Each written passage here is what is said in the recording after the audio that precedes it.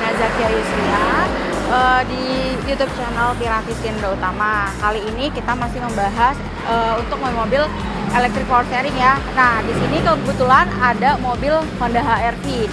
Honda HR-V juga sudah banyak yang mengeluhkan itu setirnya itu bunyi, dan langsung aja kita lihat. Yuk.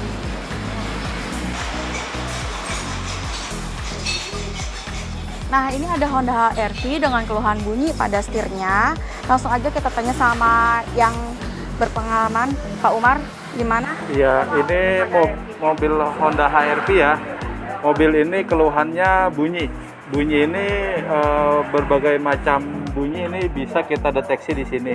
Jadi keluhan yang pertama ini adalah bunyi pada sistem EPS atau electric power steering, di mana sistem tersebut menggunakan rek yang manual ya. Rek ini menggunakan sistem rek manual, penggeraknya ini elektrik di bawah setir atau di steering column.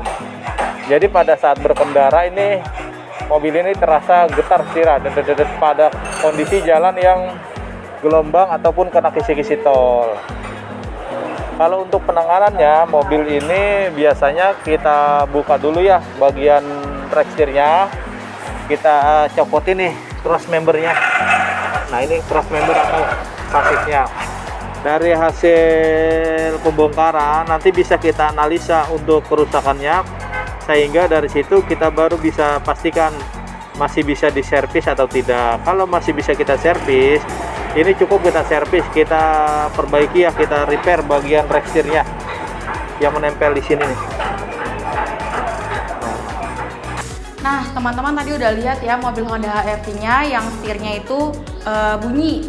Sekarang kita langsung lihat bagian dari komponen rek setirnya itu sendiri dan penyebab dari bunyinya. Nah, bisa langsung dijelaskan langsung sama Pak Umar? Ya, pertama ya saya akan menjelaskan untuk mobil sistem EPS yang sering terjadi kerusakan pada rek setir. Ya, ini pertama ini as ya. As ini biasanya kalau kita lihat secara kasat mata ini tidak terlihat rusak ya. Karena di mana rusaknya ini susah dideteksi, karena kalau memang orang awam ini tidak akan bisa melihat wah ini rusaknya di mana. Nah, saya jelaskan. As ini berfungsi bergerak dan ke kiri dan ke kanan. Di sini ada namanya pinion. Kerusakan as ini diakibatkan karena dia daya puntir ya, daya puntir pinion ini langsung logam ketemu logam, tidak ada bantuan tenaga lainnya. Kalau mobil hidrolik ini ada bantuan dari oli, tendangan oli, sehingga kerusakan as ini cukup jarang.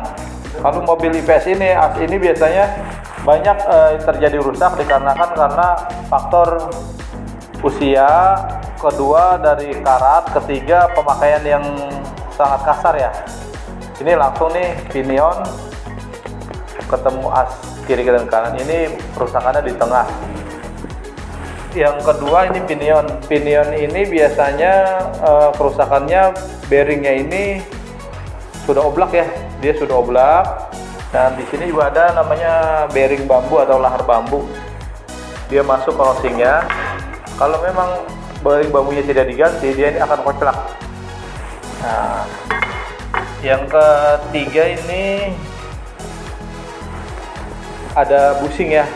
Busing ini posisinya ada di dalam sini. Ini busingnya pun kita harus ganti, nanti kita akan bubut. Kita akan masukin ke bengkel bubut. Yang kedua ini ada setelan ya. Di sini ada setelan. Setelan ini tidak boleh ya terlalu rapat ataupun terlalu kendor, karena ini kita harus ikutin dengan kondisi setelan sebelumnya, kita tandain dulu sebelum pembongkaran. Nah, di sini ada seal pinionnya ya. Seal pinion ini untuk menghindari air masuk ke bagian rek setir pada saat kita berkendara melewati genangan banjir. Nah, di sini ada karetnya. Ini ada karet stoppernya ini untuk meredam suara diakibatkan dari putaran mesin. Nah, ini agar tidak masuk ke kabin. Dan ini yang keempat, ini ada long terot ya. Long terot ini wajib kita cek juga ya untuk kelenturannya pada saat dia bergerak ke atas, kiri dan bawah. Ini harus dicek. Kalau long terot ini dia oblak, dia ini digoyangin seperti ini dia akan koclak. Ini tidak boleh kita pasang, kita ganti dengan yang baru. Nah kalau ini untuk terot ya, terot ini juga masih lumayan bagus. Pada saat kita goyangin ke atas bawah kiri kanan ini masih terasa set, tidak koclak banget. Cukup informasi dari saya mengenai masalah power steering yang menggunakan sistem IPS ya, karena banyak yang bertanya apa sih kerusakannya, di mana sih penyebabnya. Ya inilah penyebabnya. Penyebabnya satu, mobil ini jarang terkontrol ya. Kita asal main pakai, begitu bunyi baru kita lihat dan kita cek ke bengkel. Dan yang kedua, mobil ini jangan sampai ya kalau sudah rusak, sudah bunyi, jangan sampai dibiarkan, karena nanti apa? Si pinion ini akan habis giginya. Ini mengakibatkan kecelakaan. Ini sudah banyak terjadi. Kita biarin dari suara bunyi rekstir ini, kita abaikan saja, masalah bunyi sepele, tapi ini sangat-sangat riskan. Kalau gigi pinion sini sudah habis, persinggungan pinion dengan as ini sudah tidak ada, ini mobil sudah tidak bisa digerakkan lagi bannya. Setir diputar, bannya diem aja. Ini banyak terjadi seperti ini.